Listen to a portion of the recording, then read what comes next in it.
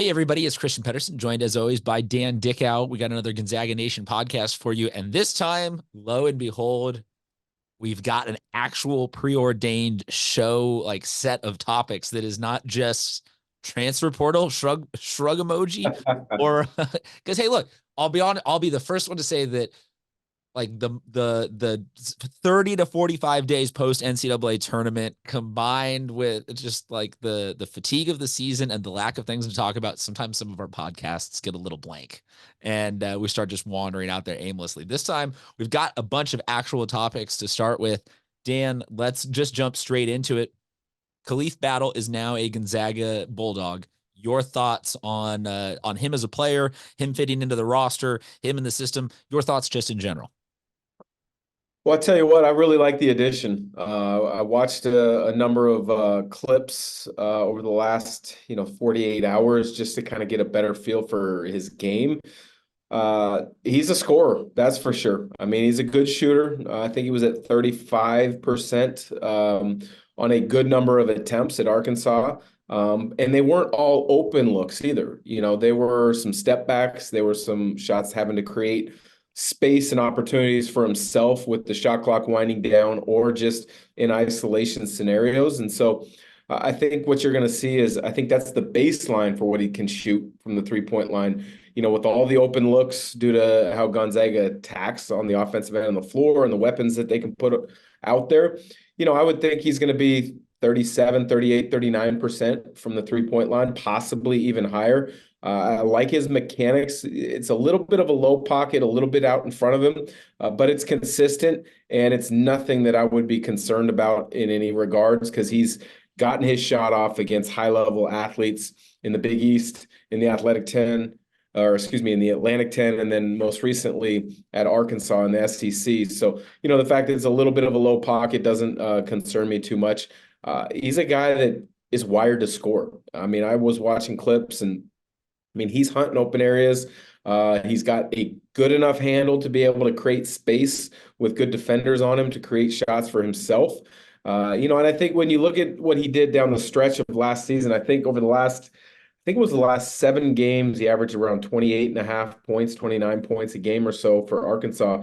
I think what you're seeing with those numbers in particular was a player who had a ton of confidence going at that time, which is great. But I also think you see that Arkansas was a mess towards the second half of last season. And so guys, unfortunately, you kind of at times have to look out for your own and your own career. And I think that's might be what that kind of scoring binge was at the end of the season.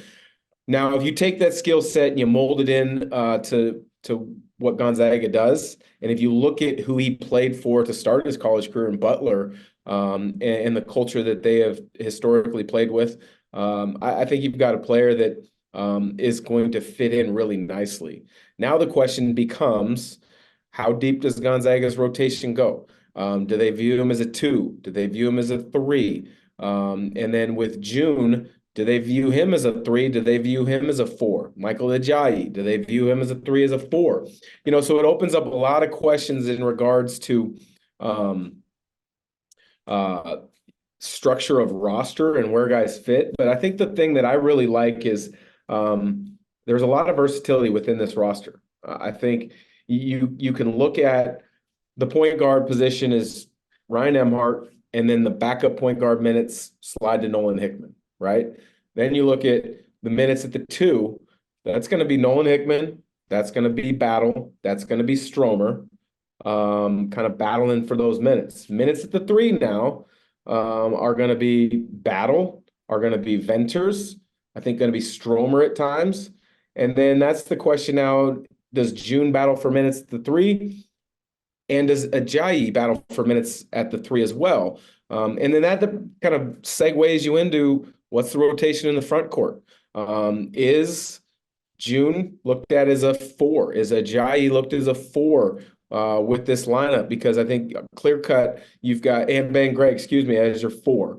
So then you go to your 5s and you say, obviously it's Ike and it's Huff. And if you go really small, Ben Gregg, although he's bigger height-wise than Ike, he can play some minutes at the 5.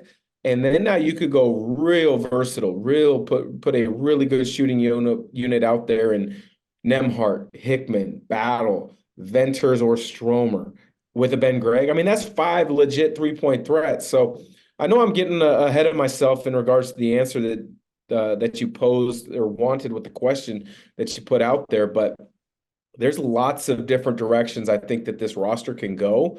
And I saw some things on I still call it Twitter, call it X, whatever you want to call it.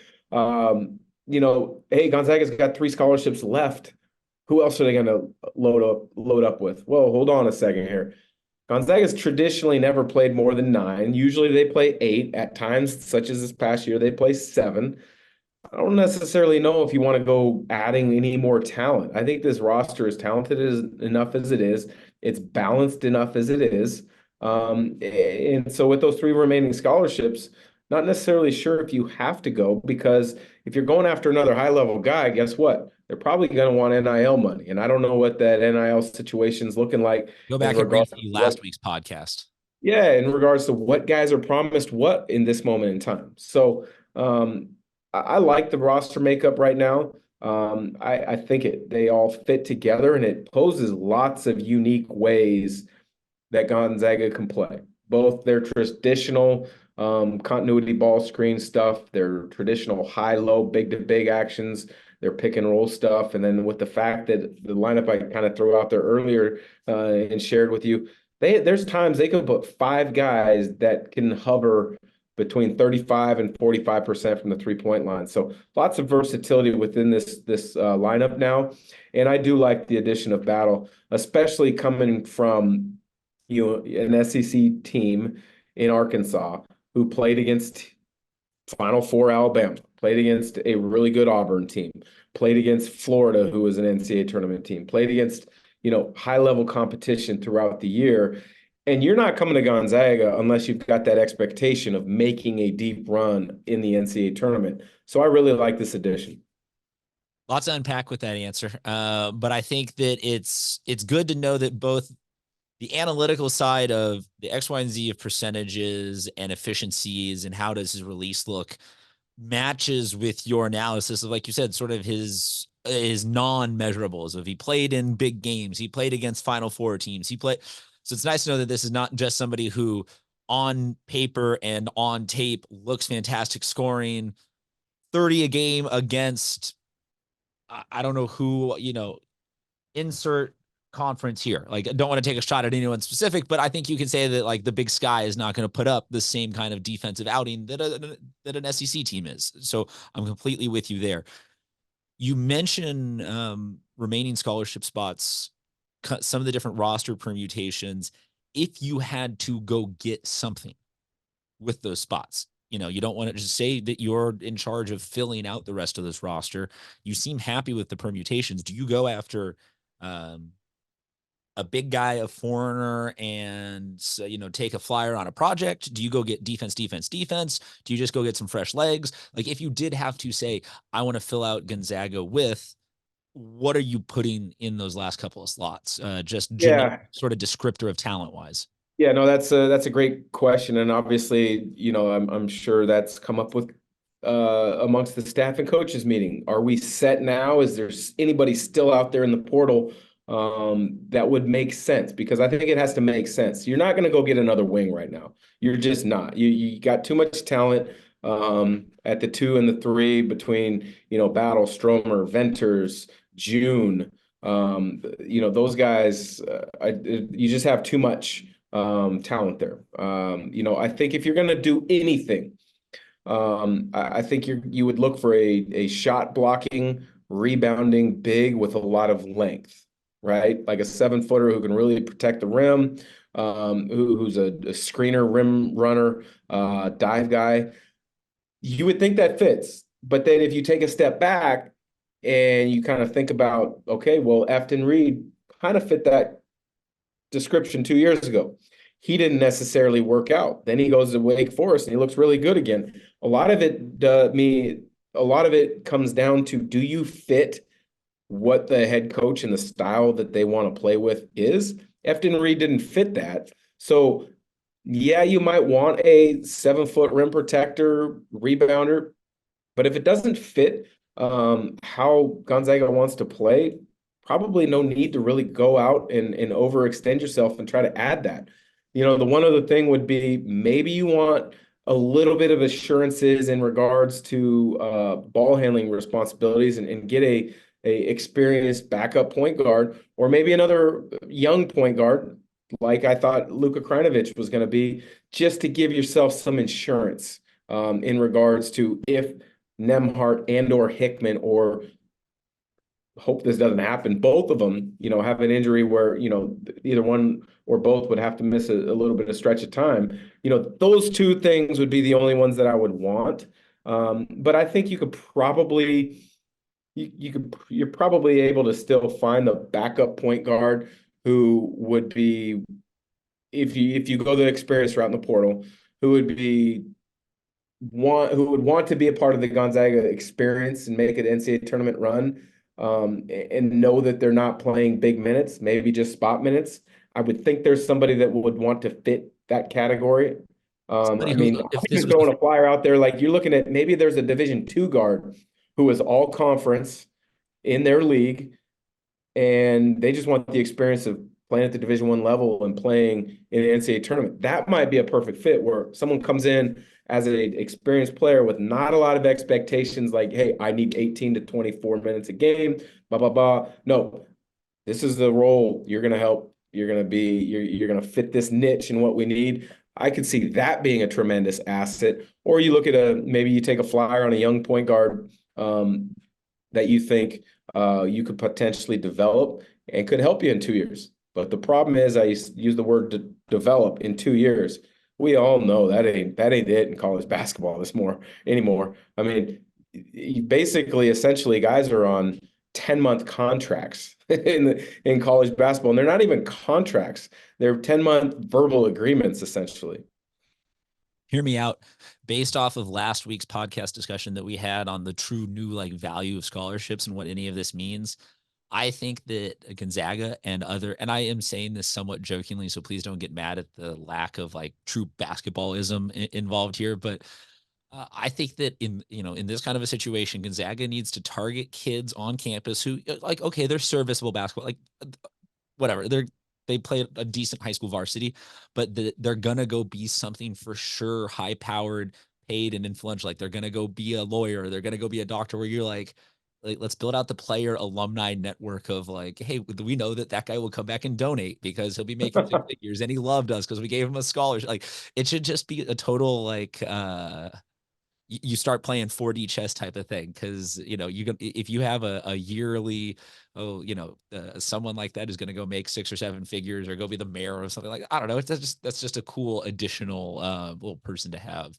in the Gonzaga alumni network. Because I'm with you though, at some point you don't need another cook in the kitchen for that wing spot. You don't need another thing. But I do like your idea of go for the actual basketballism. Go get someone who's going to be that quarterback that comes in knowing that he's going to hold on to a clipboard and a headset more than anything else, but is there to actually like, bring a high level IQ basketballism and ability to, if everything does go wrong, like there's a little bit of a fallback.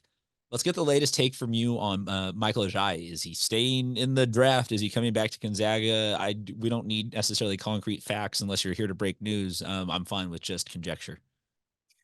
Well, he was the only Gonzaga player. Really, there was only two options: him and Anton Watson being invited to the NBA draft combine. Anton didn't get the NBA draft combine invite. He got the G League combine invite, similar to what he got last year. So it's a little disappointing Anton didn't get that first initial invite, but he can still earn his way to the NBA combine by playing really well in the G League combine, testing out well on the physical stuff, showing his skill set in the drill work, and then playing really well in the game. So not all hope is lost for him not to participate in the big combine. But yes, Michael Ajayi has definitely been invited.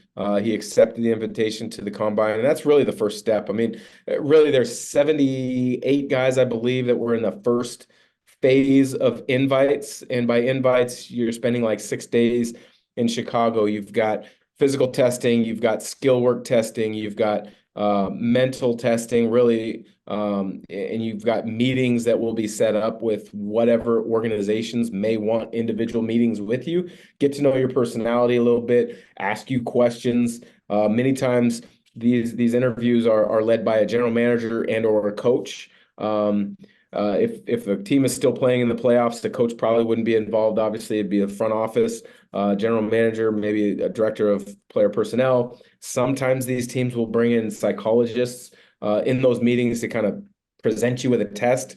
It might be a 40-page or a 40-question test. It might be a 100-question test. They want to kind of use that to kind of, dive into your mindset and learn a little bit more about you and your approach to things. And then there's also the game portion of the combine. Now, the game portion has over the years kind of really lost a lot of value for players, and they'll actually say, no, I'm not playing. And so that being said, because they have to have a certain amount of players that accept the invitation to the playing part, because you got to have enough players to fill out the amount of teams that they have for those couple days worth of games. That might open up another opportunity for a guy like an Anton Watson or somebody else in the G League combine to pick up a last minute invitation. So there's lots of different things that go on in regards to that. But, for Michael Ajayi to be one of the first in clear-cut invites is definitely a step in the right direction for that young man. I'll just be honest, I haven't seen enough of him to clearly say he's a first-round guy this year, or he's a second-round guy this year, or he's a two-way contract guy, or he's hey, come to college one more year, show what you can do on the stage that is Gonzaga, because you're going to play UConn, you're going to play in the Maui, in the Atlantis, you're going to play in all these high-level events that, quite frankly, Pepperdine wasn't going to play in, right? And the only time someone at Pepperdine was really going to be able to really kind of ply their trade against high-level opponents was Gonzaga. Yeah, there was interest in Ajayi last year and Javon Porter, who transferred to Louisville and Marymount.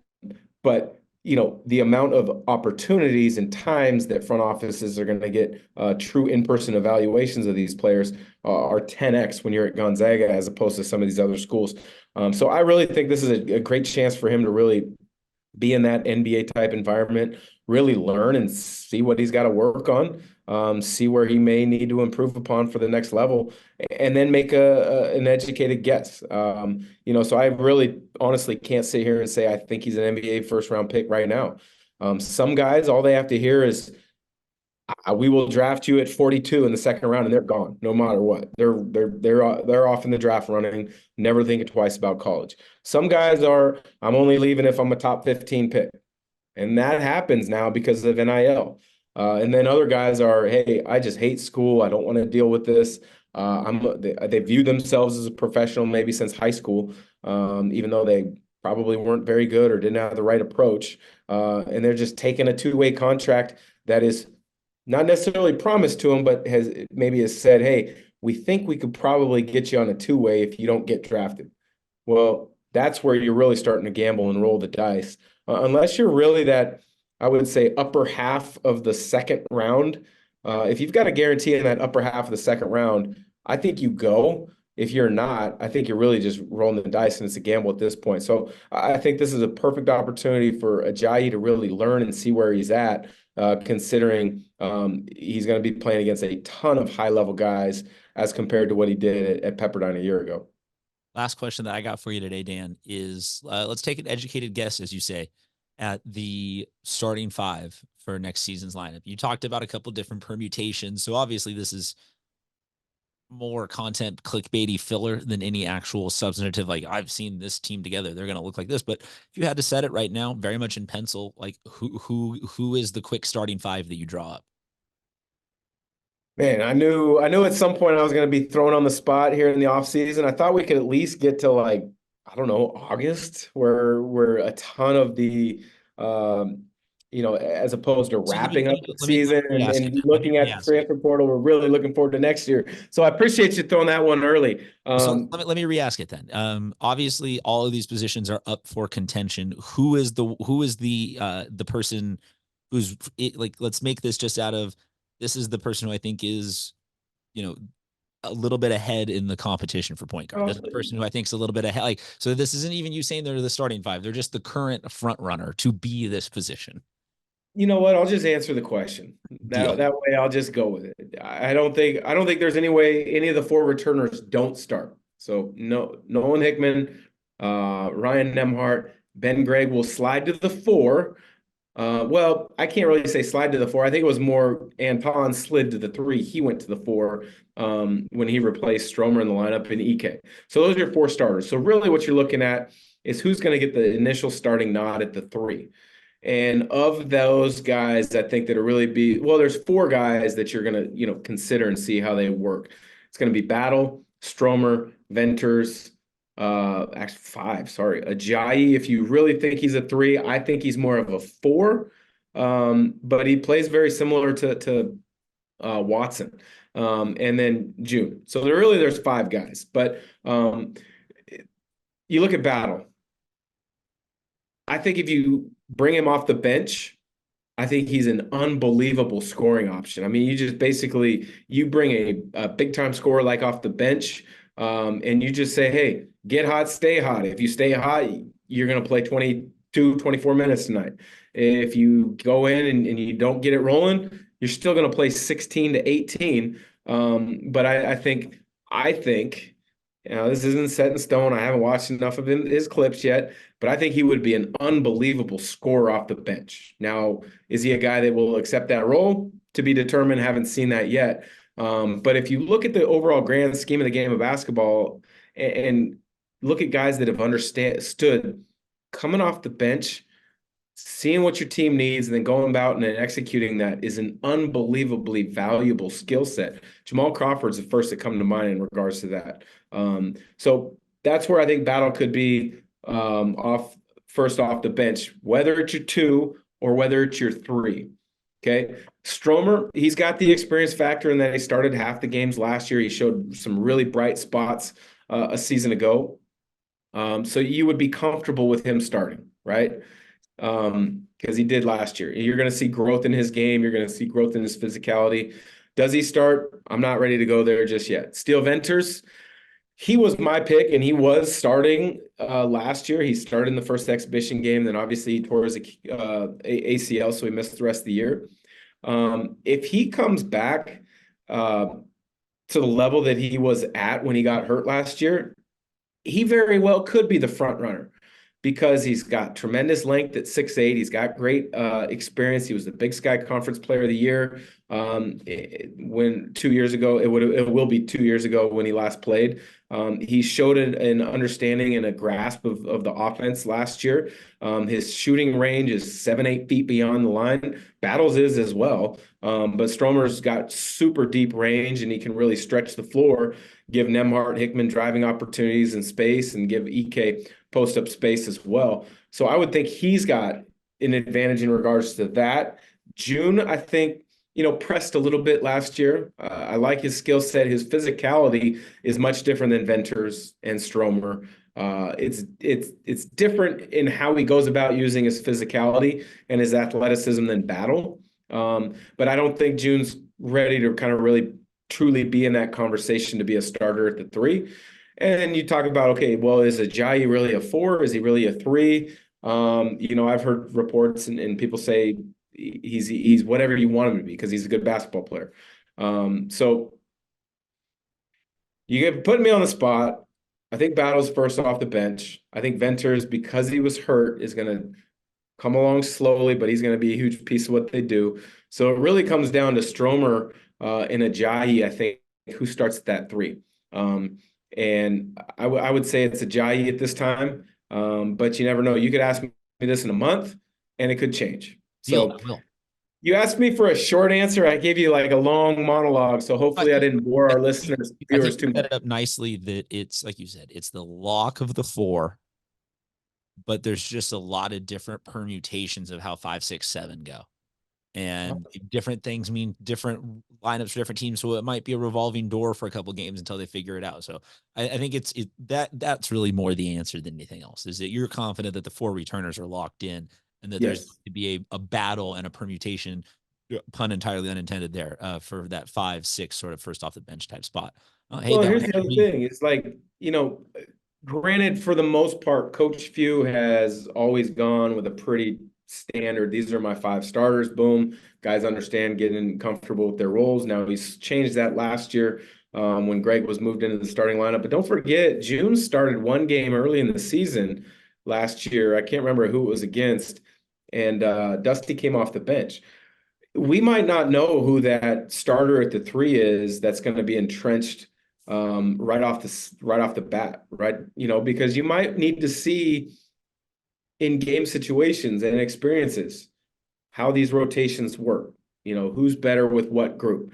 Do you take EK out first and then you play small ball through with Greg at the 5, or do you go really big and bring Braden at the 4 and Greg at the 3, and then maybe you bring a Venters or a Stromer or a Battle at the 2? Now you're 6'5". Hickman maybe takes some of those minutes, and now you're 6'3" all the way up. I mean, there's lots of different ways to go with this roster and this lineup next year. But I do think the 4 starters are entrenched.